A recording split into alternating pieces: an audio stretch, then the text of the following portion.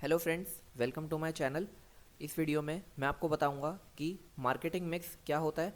उसके बाद मैं आपको बताऊंगा कि 7 पीस ऑफ मार्केटिंग, जो कि 4 पीस पहले थे, उसके बाद 3 पीस एक्सटेंड हुए थे। तो वो 7 पीस इस वीडियो के अंदर मैं आपको एग्जांपल्स के साथ समझाऊंगा। और कंप्लीट क्लैरिटी के लिए आई विल रिक्वेस्ट यू कि आप वीडियो को स्किप ना करें, वीडियो को एंड तक देखें।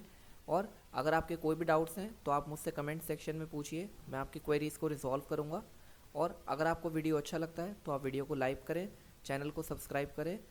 चलिए देखते हैं इसके अंदर हम क्या क्या चीज़ें कवर करने वाले हैं। पहले मैं आपको इसका मीनिंग बताऊंगा मार्केटिंग मिक्स का, फिर मैं आपको 7 पीस बताऊंगा, फिर आखिरी में हम इस वीडियो को कंक्लूड करेंगे। चलिए बिना किसी देरी के वीडियो को शुरू करते हैं। सबसे पहले हम देख लेते हैं कि मार्केटिंग मिक्स क्या होता है। So marketing mix refers to the tactics और marketing activities that we have to satisfy customer needs and position our offering clearly in the minds of the customer. सबसे पहले आप सिर्फ इतना समझ लीजिए कि जो मार्केटिंग मिक्स होता है वो कंपनीज और बिजनेसेस इसलिए यूज़ करते हैं जिससे कि वो कस्टमर के नीड्स को काफ़ी अच्छे से एफिशिएंट और इफ़ेक्टिव मैनर में सेटिस्फाई कर पाएँ, और अपने प्रोडक्ट या फिर इमेज की पोजीशन अपने कस्टमर के माइंड में कुछ इस तरह से बनाए जिससे कि वो कस्टमर उस ब्रांड के लिए या फिर उस बिज़नेस के प्रोडक्ट के लिए अट्रैक्ट हो और उससे परचेज़ करे। इसके अंदर 7 पीस पढ़ेंगे हम, जिसमें प्रोडक्ट, प्राइस, प्लेस, प्रमोशन, ये पहले 4 पीस हुआ करते थे। इसे मैकार्थी 1960 में इन्वेंट करके गए थे। एंड उसके बाद 3 पीस और आए थे जो कि सर्विस बेस्ड बिजनेस के लिए आए थे, जिसके अंदर people, process and physical evidence cover होता है, जो कि बूम्स एंड बिटनर ने 1982 में इन्वेंट करा था। आई होप कि आप मार्केटिंग मिक्स का मीनिंग समझ गए होंगे। इसके अंदर आपको सिंपल यही याद रखना है कि मार्केटिंग मिक्स इसलिए यूज़ किया जाता है जिससे कि हम कस्टमर के नीड्स को सेटिस्फाई कर सकें काफ़ी एफिशिएंट एंड इफ़ेक्टिव मैनर में। चलिए देख लेते हैं कौन कौन से 7 पीस हम पढ़ने वाले हैं। सबसे पहले है प्रोडक्ट, फिर price, place, promotion, people, process and physical evidence. ये मोस्टली ये 3 पीस सर्विस बिजनेस यूज़ करते हैं और ये सारे प्रोडक्ट बेस्ड बिजनेस यूज़ करते हैं। चलिए पहले प्रोडक्ट को देख लेते हैं। So this refers to what the company produces, whether it is a product और अ सर्विस और a combination of both. For example कोई एक बिज़नेस है जो कि एक प्रोडक्ट को मैन्युफैक्चर कर रहा है और एक बिज़नेस है जो सर्विसेज को मैन्युफैक्चर कर रहा है। अगर कोई बिज़नेस ऐसा है जो प्रोडक्ट भी दे रहा है और जो सर्विसेज भी दे रहा है, तो ऐसे भी बिज़नेस होते हैं जो सर्विसेज में भी डील करते हैं, जो प्रोडक्ट में भी डील करते हैं, वो दोनों चीज़ों में डील करते हैं। सो फर्स्ट ऑफ ऑल किसी भी बिज़नेस को चलने के लिए एक प्रोडक्ट चाहिए। जब तक आप किसी कस्टमर की नीड को सेटिस्फाई नहीं करेंगे अपने किसी प्रोडक्ट या सर्विस से, तो आप बिज़नेस को कैसे रन करेंगे। तो आपको बिज़नेस करने के लिए कोई किसी एक चीज़ को कस्टमर को बेचना पड़ेगा, either it is a product और इट इज़ अ सर्विस। सो इसका पहला मतलब यही है कि कंपनी को एक प्रोडक्ट को प्रोड्यूस करना पड़ेगा जिससे कि वो कस्टमर के डिमांड को सेटिस्फाई कर सके and is develop to meet the core need of the customer. जैसा कि मैंने आपको बताया कि कस्टमर की नीड को सेटिस्फाई करने के लिए किसी भी एक बिज़नेस को फर्स्टली एक प्रोडक्ट या फिर एक सर्विस को क्रिएट करना पड़ेगा। For example the need for transport is met with a car. अगर किसी पर्सन को एक जगह से दूसरी जगह पे जाना है तो उसको एक कार की रिक्वायरमेंट होती है। सो अगर एक बिज़नेस कार को मैन्युफैक्चर कर रहा है, फॉर एग्ज़ाम्पल टाटा मोटर्स का एग्जांपल लेते हैं, अगर वो एक कार को बिल्ड कर रहा है तो वो एक कस्टमर की नीड को सेटिस्फाई कर रहा है। सो उसके पास एक प्रोडक्ट है जिससे कि वो कस्टमर की नीड को बेटर सेटिस्फाई कर पा रहा है। So the need challenge is to create the right bundle of benefits that meet this need. तो हमें एक राइट बंडल ऑफ बेनिफिट्स मतलब किसी एक ऐसे प्रोडक्ट को या फिर किसी ऐसे सर्विस को बनाना है जिससे कि कस्टमर की नीड को सेटिस्फाई किया जा सके। चलिए नेक्स्ट देख लेते हैं। Price, this is the only revenue generating element of the mix. इसके अंदर जो हम 7 पीस पढ़ेंगे वो सारे किसी ना किसी कॉस्ट को इन्वॉल्व करते हैं अपने अंदर, बट प्राइस एक ऐसा एलिमेंट है जो कि एक बिज़नेस को रेवेन्यू लाकर देता है। सो इसके अंदर यही लिखा है कि only revenue generating element of the mix. इसी पी से रेवेन्यू जनरेट होता है कंपनी का, तो ये एक बहुत इंपॉर्टेंट एलिमेंट है मार्केटिंग मिक्स के लिए। And all other marketing activities represent a cost. जैसा मैंने आपको बताया कि हर पी के अंदर एक ना एक कॉस्ट इन्वॉल्व रहती है, बट इस पीक से कंपनी को रेवेन्यू जनरेट होता है। So it's important to get the price right to not only cover cost but generate profit. सिर्फ हमें कॉस्ट कवर करने के लिए ही प्राइस सेट नहीं करना प्रोडक्ट या सर्विस का, हमें प्रॉफिट भी जनरेट करना है। हमें अपनी प्राइसिंग प्रोडक्ट की कुछ इस तरह से करनी है जिससे वो ना ज़्यादा महंगा लगे कस्टमर को, ना ज़्यादा सस्ता हो। अगर ज़्यादा सस्ता होगा तो उसकी कॉस्ट हम कवर नहीं कर पाएंगे, जो भी हमारी मैन्युफैक्चरिंग कॉस्ट उसमें लगी है। और अगर हम ज़्यादा महंगा बेचेंगे तो कोई भी कस्टमर उसे ख़रीदने के लिए रेडी नहीं होगा। सो हमें इस चीज़ का ध्यान रखना है कि हम कभी भी प्रोडक्ट की प्राइसिंग करें तो उसमें हमारी कॉस्ट भी कवर होनी चाहिए और हमें प्रॉफिट भी मिलना चाहिए। So both the things are very important while designing a product. So before setting prices we need to research information on what customers are willing to pay. So सबसे पहले हमें ये देखना है कि जो भी हम प्रोडक्ट अपनी मार्केट में बेचना चाह रहे हैं या फिर सर्विस बेचना चाह रहे हैं, सो उस प्रोडक्ट या सर्विस के लिए कस्टमर कितना स्पेंड करने के लिए रेडी है। हमें सबसे पहले इस चीज़ का रिसर्च मार्केट में करना होगा। हमें रैंडमली कोई भी प्रोडक्ट या सर्विस का प्राइस अपने आप से डिसाइड नहीं कर देना है, वो एक काफ़ी नेगेटिव एलिमेंट है मार्केटिंग मिक्स का। हमें मार्केटिंग एलिमेंट जो ये प्राइस है इसको रिसर्च बेस पे हमें क्रिएट करना है। हमें जो भी प्राइस सेट करेंगे हम अपने प्रोडक्ट या सर्विस का, वो रिसर्च के बेस पे होना चाहिए, ना कि हम अपने आप से कोई भी रैंडम प्राइस उस प्रोडक्ट या सर्विस का सेट कर दें। सो हमें ये देखना है कि जो भी हम प्रोडक्ट या सर्विस में डील करते हैं उस कस्टमर सेगमेंट के अंदर वो कस्टमर्स कितना पे करने के लिए रेडी हैं हमारे प्रोडक्ट या सर्विस के लिए, and gain an understanding of the demand for that product और सर्विस इन द मार्केट। और हमें इस चीज़ का भी ध्यान रखना है कि मार्केट में जो भी हम प्रोडक्ट या सर्विस बेचने जा रहे हैं उसकी मार्केट के अंदर कितनी डिमांड ऑलरेडी है और उस सेगमेंट के कस्टमर्स कितना प्राइस पे करने के लिए रेडी हैं, so that we can price our product effectively. So as price is also a strong indication of the positioning in the market against competitor, low prices is equal to value brand. जितना हमारा price competitive होगा उतना ज़्यादा हमारे brand को value मिलेगा, उतना ज़्यादा हम मार्केट के अंदर अच्छा परफॉर्म कर पाएंगे। So prices need to be set with competitors in mind too. हमें इस चीज़ का तो ध्यान रखना ही है कि कस्टमर हमारे प्रोडक्ट या सर्विस के लिए कितना पे करेगा, हमें इस चीज़ को भी ध्यान में रखना है। और हमें ये भी देखना है कि कितना डिमांड होगा हमारे उस प्रोडक्ट या सर्विस का मार्केट के अंदर। साथ के साथ हमें ये भी देखना है कि जो हमारे कॉम्पिटिटर हैं वो उस प्रोडक्ट या सर्विस को कितने प्राइस पर बेच रहे हैं। अगर हम उनसे ज़्यादा प्राइस पर रखेंगे अपने प्रोडक्ट या सर्विस को तो कोई भी कस्टमर अपने हमारे बिज़नेस से उस प्रोडक्ट या सर्विस को परचेज़ नहीं करेगा, क्योंकि वो जानता है कि हमारा जो कॉम्पिटिटर है वो उन्हें लो प्राइस पे सेम प्रोडक्ट या सेम सर्विस ऑलरेडी अवेलेबल कराकर दे रहे हैं। सो हमें कुछ इस तरह से प्राइस रखना है कि हमारे को प्रॉफिट भी मिले, हमारी कॉस्ट भी कवर हो, हमारे कॉम्पिटिटर से भी हमारा प्राइस कम हो और हमारे मार्केट में डिमांड भी ज़्यादा मिले और कस्टमर उस चीज़ के लिए ज़्यादा पे करने के लिए भी रेडी रहे। सो इन सारी चीज़ों का ध्यान हमें रखना है जब भी हम प्रोडक्ट की प्राइसिंग करेंगे। चलिए नेक्स्ट देख लेते हैं, प्लेस। सो ये प्लेस का सीधा मतलब यही होता है कि हम कौन सा डिस्ट्रीब्यूशन चैनल यूज़ कर रहे हैं अपने कस्टमर तक अपने प्रोडक्ट या सर्विस को पहुंचाने के लिए। सो देख लेते हैं, this is the place where customer make a purchase. ये एक ऐसी एलिमेंट है जिसके अंदर कस्टमर कहाँ से परचेज़ करेगा, कैसे परचेज़ करेगा, हमें इस चीज़ का डिसीज़न लेना है। अब कुछ प्रोडक्ट ऐसे होते हैं जो कि कंपनीज वेबसाइट्स के थ्रू बेचती हैं, कुछ प्रोडक्ट ऐसे होते हैं जो कंपनी स्टोर्स के थ्रू बेचती हैं, इंटरमीडियरीज के थ्रू बेचती हैं। सो ये बिज़नेस टू बिज़नेस डिपेंड करता है कि बिज़नेस कौन सा डिस्ट्रीब्यूशन चैनल यूज़ कर रहा है अपने प्रोडक्ट या सर्विस को बेचने के लिए। So this might be in a physical store. अब कंपनी प्रोडक्ट मैन्युफैक्चर कर रही है और वो इंटरमीडियरीज के थ्रू फिजिकल स्टोर्स तक अपने प्रोडक्ट को पहुंचा रही है और वहाँ से कस्टमर बाय कर रहा है। और कुछ कंपनीज ऐसी होती हैं जो अपने ऐप के थ्रू और अपनी वेबसाइट के थ्रू प्रोडक्ट को सेल करते हैं, अपनी सर्विसेज को सेल करते हैं। कुछ ऑर्गेनाइजेशन के फिजिकल स्पेस होते हैं, ऑनलाइन प्रेजेंस होती है अपने प्रोडक्ट या सर्विस को सीधा कस्टमर तक बेचने के लिए। पर कुछ के पास इंटरमीडियरीज होते हैं, जैसे कोई एक मैन्युफैक्चरर है वो होलसेलर को प्रोडक्ट देगा, होलसेलर रिटेलर को देगा, रिटेलर देन कस्टमर को देगा। बट कुछ बिजनेसेस ऐसे होते हैं जो अपनी एक वेबसाइट बिल्ड करते हैं, ऑनलाइन प्रेजेंस बनाते हैं और कस्टमर वहाँ से डायरेक्टली परचेज करता है। इसके अंदर किसी इंटरमीडियरी का कोई भी रोल नहीं होता है। So it depends on business to business.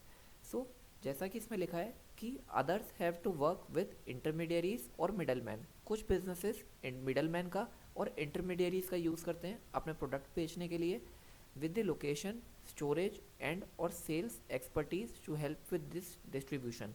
मतलब डिस्ट्रीब्यूशन में हेल्प के लिए कुछ बिजनेस वेबसाइट्स का यूज़ करते हैं, ऐप्स का यूज़ करते हैं, फिजिकल स्टोर्स का यूज़ करते हैं, और कुछ मिडलमैन्स का यूज़ करते हैं। जैसा कि मैंने आपको भी यहाँ पर बताया था कि मैन्युफैक्चरर प्रोडक्ट को मैन्युफैक्चर कर रहा है, वो देन होलसेलर को दे रहा है, देन वो रिटेलर को दे रहा है, और देन फाइनली एंड कस्टमर तक वो प्रोडक्ट पहुँच रहा है। So the decision to be made in this element of the marketing mix concern which intermediaries, if any, will be involved in the distribution chain and also the logistics behind getting the product or service to the end customer including storage and transportation.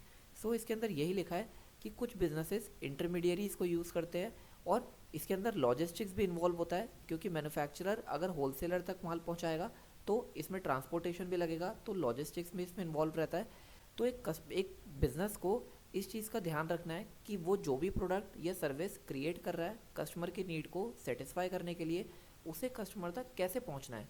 उसे अपनी website बनानी है, उससे पहुंचना है, या फिर उसे सोशल मीडिया के थ्रू अपने प्रोडक्ट या सर्विस को बेचना है, या फिर उसे फिजिकल स्टोर क्रिएट करने हैं और फिर उसके बाद बेचना है, या फिर उसे इंटरमीडियरीज का यूज़ करना है और देन तब बेचना है। सो प्लेस का सीधा मतलब ये होता है कि बिजनेसेस को ये डिसाइड करना होता है कि वो अपने कस्टमर तक कैसे पहुंचाएगा अपने प्रोडक्ट या सर्विस को, किस चैनल के थ्रू। आई होप कि आपको समझ में आया होगा। चलिए नेक्स्ट देख लेते हैं। प्रमोशन।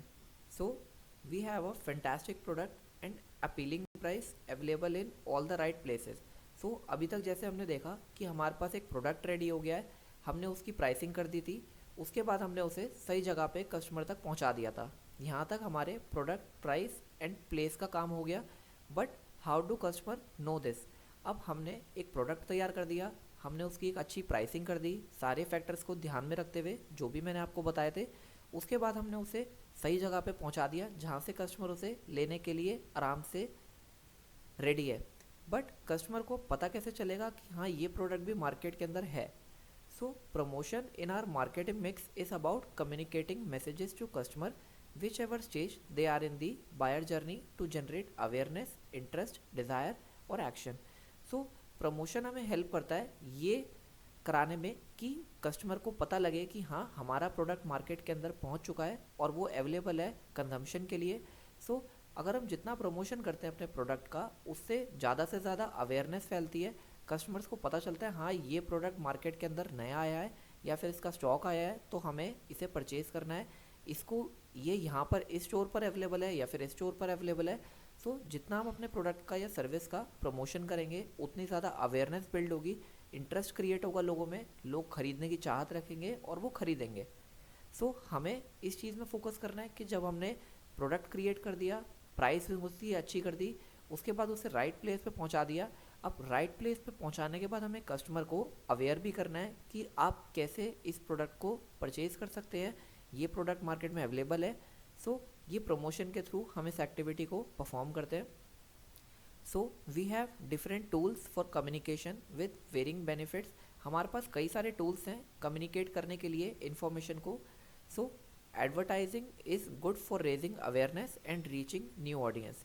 हम एडवर्टाइजिंग कर सकते हैं अपने प्रोडक्ट की, चाहे हम डिजिटल एडवर्टाइजिंग करें या फिर ट्रेडिशनल एडवर्टाइजिंग करें। हम कुछ बैनर से, कुछ ब्रोशर से या फिर कुछ डिजिटल मार्केटिंग, कुछ सोशल मीडिया मार्केटिंग से हम अवेयरनेस बिल्ड कर सकते हैं। Where personal selling is using a sales team is great for building relationships with customer. या फिर हम अपनी एक सेल्स टीम भी रख सकते हैं जो घर घर जाके लोगों को ये बताए कि ये प्रोडक्ट है, ये इसके यूजेज है और आप इसे इस प्राइस पे खरीद सकते हैं। And closing a cell.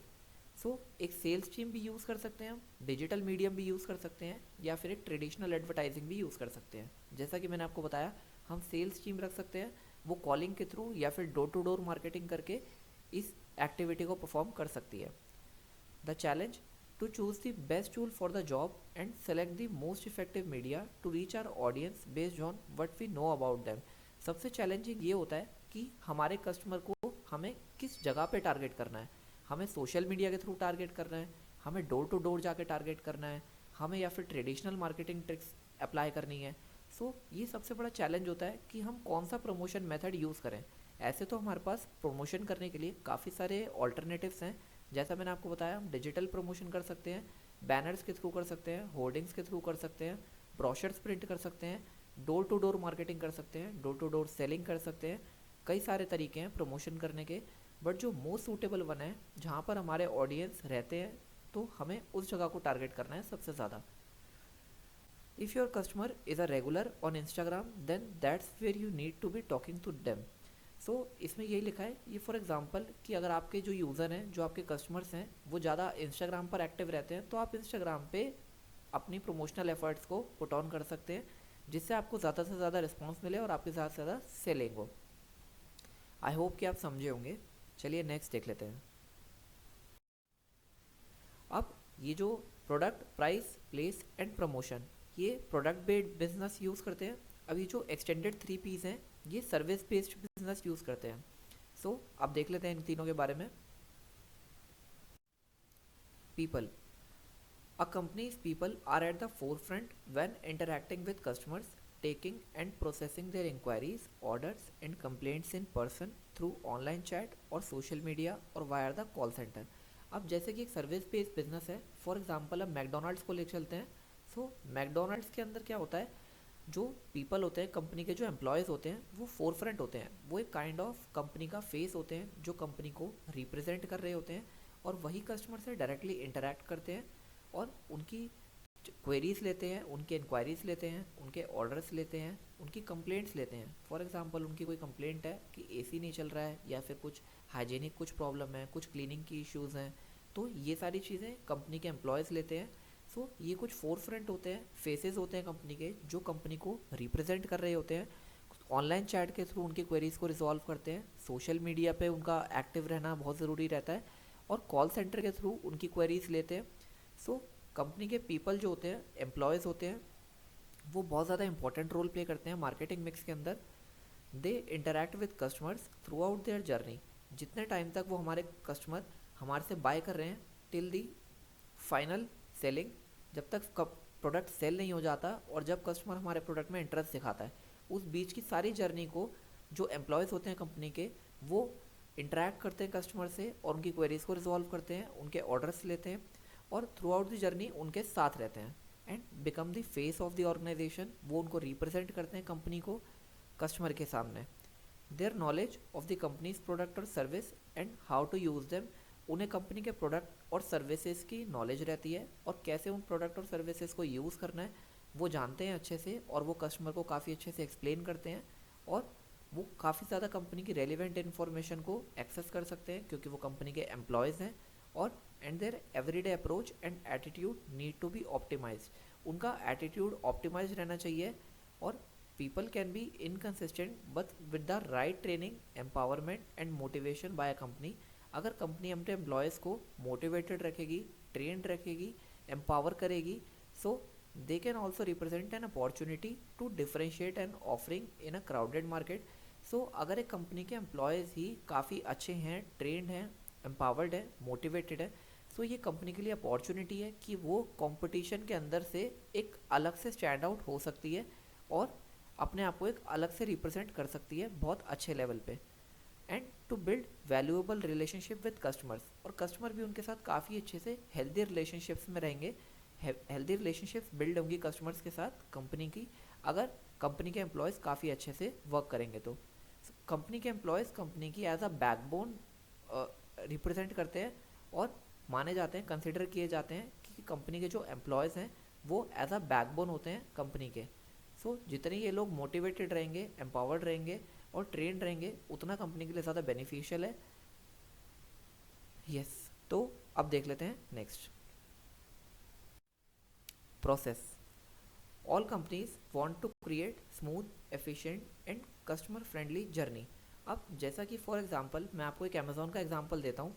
अगर हम कोई प्रोडक्ट ऑर्डर करते हैं अमेज़ॉन से, तो बैकग्राउंड में हमें सिर्फ फ्रंट एंड पे इतना पता है कि जब भी हम अमेज़ॉन पे कोई ऑर्डर प्लेस करते हैं तो हमारे पास 3 से 4 दिन में प्रोडक्ट की डिलीवरी आ जाती है। बट क्या हम ये सब जानते हैं कि बैक एंड पे कितना सब कुछ चलता होगा उस ऑर्डर को हमारे घर तक पहुंचाने के लिए? एक डिज़ाइन प्रोसेस होता है जिसको यूज़ करके कंपनीज अपने बायर की जर्नी को बहुत ज़्यादा smooth, efficient and customer friendly बनाती हैं। उसके अंदर कंपनीज को जैसे ही ऑर्डर मिलता है, फॉर एग्जांपल मैं आपको अमेज़ॉन का ऑर्डर देता हूँ, अमेज़ॉन का एग्जांपल देता हूँ। इसके अंदर क्या रहता है कि जैसे ही हमने ऑर्डर प्लेस करा, कंपनी के पास ऑर्डर गया, सो जो सेलर होता है अमेज़ॉन के ऊपर, वो उस प्रोडक्ट को पैक करता है और रेडी रखता है। फिर उसके बाद कोरियर वाले आते हैं, वो उस प्रोडक्ट को पिक करते हैं। पिक करने के बाद वो उसे डिलीवरी स्टेशन पर छोड़ते हैं। उस डिलीवरी स्टेशन से वो नेक्स्ट पे जाता है, वहाँ से फिर नेक्स्ट पे जाता है, और जो आपके घर के आसपास जो भी डिलीवरी सेंटर होता है वहाँ पे वो प्रोडक्ट पहुँचता है। और देन उसके बाद एक कोरियर पार्टनर आपके पास आके उस प्रोडक्ट को डिलीवर करता है। सो अगर आप सोचिए कि ऐसा कोई प्रोसेस ना हो डिज़ाइन, और अमेज़ॉन हर रोज़ आज कोई एक स्ट्रेटजी यूज़ करी, कल कोई एक स्ट्रेटजी यूज़ करी, ऐसे कोई बिजनेस नहीं चल पाता। एक डिज़ाइन प्रोसेस होना बहुत ज़्यादा ज़रूरी है जिसको यूज़ करके कंपनीज और बिजनेसेस रन करते हैं। बिना किसी एक प्रोसेस के, एक स्टैंडर्डाइज्ड प्रोसेस के, कोई भी बिजनेस ऑपरेट नहीं कर सकता। सो ये काफ़ी इम्पॉर्टेंट होता है किसी भी बिजनेस के लिए एक प्रोसेस को डिज़ाइन करना। जब भी वो अपने किसी प्रोडक्ट को या सर्विसेज को डिलीवर कर रहे हैं कस्टमर तक, तो उन्हें एक कस्टमर फ्रेंडली जर्नी और एफिशिएंट और स्मूथ प्रोसेस से जाने के लिए एक प्रोसेस डेवलप करना बहुत ज़रूरी हो जाता है। And this can't be achieve without the right process behind scenes to make that happen. So behind the scenes कुछ चलते हैं, जैसे कि मैंने आपको अमेज़ॉन का एग्जांपल दिया। हमें सिर्फ इतना पता है कि हमने ऑर्डर दिया और हमारे को ऑर्डर रिसीव हो गया, बट बिहाइंड द सीन्स काफ़ी सारी चीज़ें चल रही होती हैं। जैसे कि मैंने आपको बताया कि डिलीवरी स्टेशन से अलग अलग डिलीवरी स्टेशन तक प्रोडक्ट पहुंचता है, और फाइनल डिलीवरी हमारे घर पे होती है। और फिर वो ऑर्डर पैक होता है, शिप होता है, उस पर लेबल प्रिंट होता है, लेबल लगता है, और फिर सिग्नेचर्स होते हैं इम्पॉर्टेंट। देन वो प्रोडक्ट हमारे तक पहुंचता है। So understanding the steps of the customer journey from making an inquiry online to requesting information and making a purchase.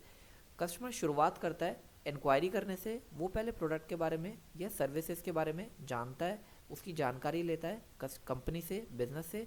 उसके बाद वो इन्फॉर्मेशन की रिक्वेस्ट करता है, और देन वो फाइनल परचेज करता है अगर उसे सारी चीज़ें सही लगती हैं तो। उसके बाद इस जर्नी को काफ़ी स्मूथ बनाने के लिए एक प्रोसेस का होना बहुत ज़्यादा ज़रूरी है। Helps us consider what processes need to be in place to ensure the customer has a positive experience. So एक पॉजिटिव एक्सपीरियंस के लिए एक प्रोसेस का होना बहुत ही ज़्यादा इम्पॉर्टेंट हो जाता है। बिना किसी प्रोसेस के एक पॉजिटिव एक्सपीरियंस अचीव कस्टमर का नहीं किया जा सकता। When a customer makes an inquiry, how long will have to wait before receiving a response. हमें ये देखना है कि जब भी कोई कस्टमर किसी बिजनेस के अंदर किसी प्रोडक्ट या सर्विस के लिए इंक्वायरी डालता है, तो उसे कितना जल्दी रिस्पॉन्स मिलता है। अगर आप एग्जांपल लीजिए, आप किसी कंपनी के अंदर फॉर एग्जांपल इंटरनेट के लिए आप इशू रेज करेंगे, और आपको 1 मंथ के बाद आपको रिप्लाई मिलेगा कि हाँ आपका इशू रिजॉल्व हो जाएगा या फिर हो चुका है, तो आपको कैसा फील होगा? ये आपके लिए एक बहुत नेगेटिव इम्पैक्ट डालेगा उस इंटरनेट कंपनी के लिए। सो हमें इस चीज़ के लिए मेक श्योर करना है हमें कि हम बहुत ज़्यादा क्विक रहें सर्विसेज के अंदर और रिस्पॉन्स काफ़ी क्विक दें। How long do they wait between booking a meeting with the sales team to the meeting take place.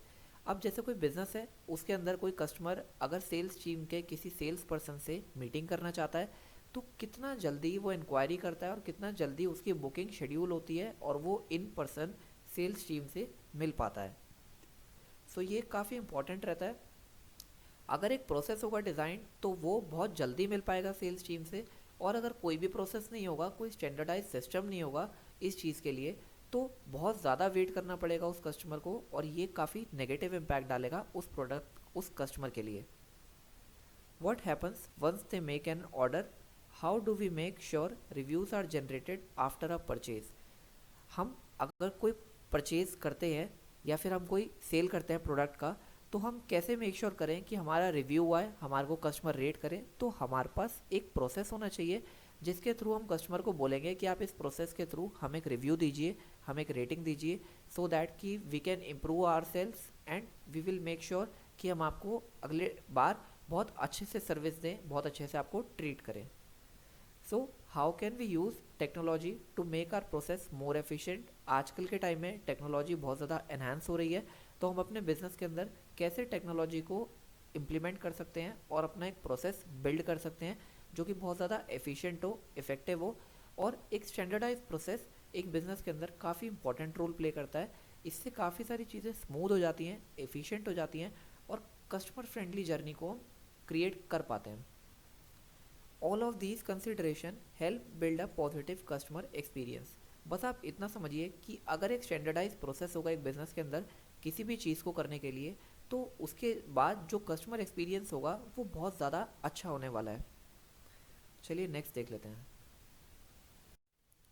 Physical evidence, ये 7 P's का लास्ट पी है, इसके बारे में भी देख लेते हैं। Physical evidence provide tangible cues of the quality of experience that a company is offering. इसके अंदर जैसे फॉर एग्जांपल मैंने आपको मैकडी का एग्जांपल दिया था। मैकडी के अंदर जब भी आप कभी जाते हैं तो आप देखते हैं कि जो भी एम्प्लॉयज़ हैं वहाँ पर वो वेल ड्रेस्ड हैं, उनका मेन्यू काफ़ी अच्छा है, जो भी वो मेन्यू में रखते हैं वो आपको हमेशा अवेलेबल मिलता है। ऐसा नहीं कि आप उन्होंने मेन्यू के अंदर 5 चीज़ें रखी और सिर्फ एक ही चीज़ अवेलेबल है। और उनकी जो एम्प्लॉयज़ की ड्रेसिंग सेंस होती है वो भी काफ़ी अच्छी रहती है। जैसे कि इसमें एग्जांपल लिखा है, for a restaurant physical evidence could be in the form of the surroundings. वहाँ की सराउंडिंग्स कैसी है, वहाँ पे साफ़ सफाई है या नहीं है, वहाँ के एम्प्लॉयज़ का ड्रेसिंग सेंस कैसा है, स्टाफ यूनिफॉर्म, मेन्यू कैसा है, ऑनलाइन रिव्यूज़ उस स्टोर के कैसे हैं। ये सारी चीज़ें एक एक्सपीरियंस क्रिएट करती हैं जो कि कस्टमर एक्सपेक्ट करता है कि ये पॉजिटिव होना चाहिए। For an agency the website itself hold valuable physical evidence. अगर कोई एजेंसी है और उसकी वेबसाइट पे काफ़ी अच्छे टेस्टिमोनियल्स, काफ़ी अच्छे रिव्यूज़ चले हुए हैं, तो वो भी एक फ़िज़िकल एविडेंस के फॉर्म में काम करता है। सो फिज़िकल एविडेंस कोई भी सर्विस बिजनेस, जैसे फॉर एग्जांपल मैंने आपको रेस्टोरेंट का दिया, तो अगर वहाँ का सराउंडिंग काफ़ी अच्छा है, क्लीनलीनेस है, स्टाफ का यूनिफॉर्म बिल्कुल वेल ड्रेस्ड है, बहुत हाइजीनिक है, उनका मेन्यू भी काफ़ी अवेलेबल है, अच्छा है, उनके ऑनलाइन रिव्यूज़ भी काफ़ी अच्छे हैं, तो ये सारी चीज़ें फिजिकल एविडेंस में कवर होती हैं। सो ये जो 7 P's है ये काफ़ी ज़्यादा इंपॉर्टेंट रहते हैं बिज़नेस को समझने के लिए। अगर बिजनेसमैन इस चीज़ को जानता है कि 7 P's कैसे वर्क करते हैं, तो उसका जो मार्केटिंग एफर्ट होगा वो बहुत ज़्यादा इफेक्टिव होगा और जो एफिशिएंट होगा। चलिए इसका कंक्लूजन देख लेते हैं। In conclusion, these 7 P's of marketing mix provide a comprehensive framework for business to develop and execute successful marketing strategies. एक बिजनेस सक्सेसफुल मार्केटिंग स्ट्रेटेजीज को क्रिएट कर सकता है। ये 7 P's ऑफ मार्केटिंग मिक्स एक ऐसा फ्रेमवर्क, ऐसा एक प्लेटफॉर्म, एक ऐसा गाइड तैयार करके देता है हमें, जिससे कि हम मार्केटिंग स्ट्रेटेजीज को बहुत सक्सेसफुली डेवलप कर सकते हैं। Each P represent a critical element. हर एक पी बहुत ज़्यादा वैल्यू रखता है अपने आप में। हम किसी भी पी को इग्नोर नहीं कर सकते या फिर लेस वैल्यूएबल और मोर वैल्यूएबल नहीं कह सकते।